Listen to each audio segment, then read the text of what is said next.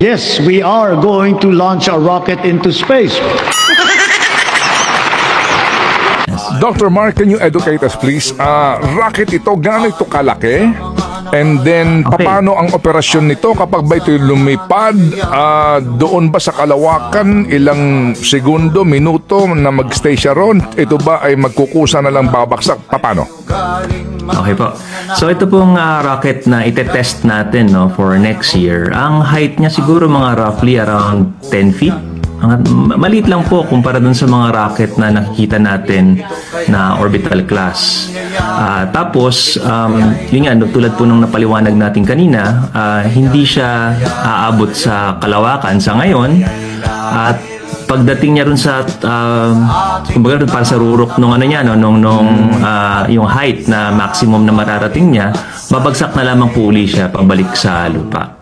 Okay. So mga ilang minuto lang po siguro 'yon, no? Baka nga less than 1 minute lamang po. Kasi ang tina-target natin ay medyo mababang height pa lang naman kasi nga umpisa pa lang naman po sa effort na ito. And then, itong inyo pong launching na ito, practically, ito ba ay pag-test lamang sa kakayahan ng rocket hanggang saan siya makakalipad? O meron na ho kayong makukuhang informasyon doon sa kaulapan na aabutin nito?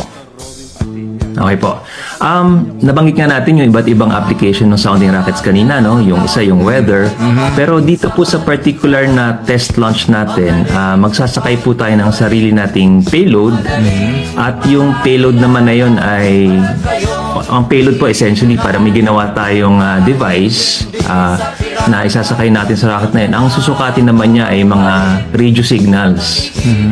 Gusto nating matest ito kasi gusto nating makita kung, for example, saang lugar ba medyo mahina yung signal at ganun yung application na gusto nating explore. Okay. Bukod po rin sa pag-test nung kakayahan ng rocket at nung kakayahan natin na mag-integrate ng sarili nating gawa dun sa rocket na yon, gusto rin nating may exercise dito sa test na ito yung proseso ng pag-secure ng permits, making sure na safe yung gagawin nating activity, pag-coordinate sa iba't ibang ahensya ng gobyerno, pati sa local government, para po ma-ensure na unang-una ligtas yung gagawin nating paglulunsad at may exercise natin yung proseso. Paano nga ba tayo makakapag-launch ng isang rocket mula sa Pilipinas?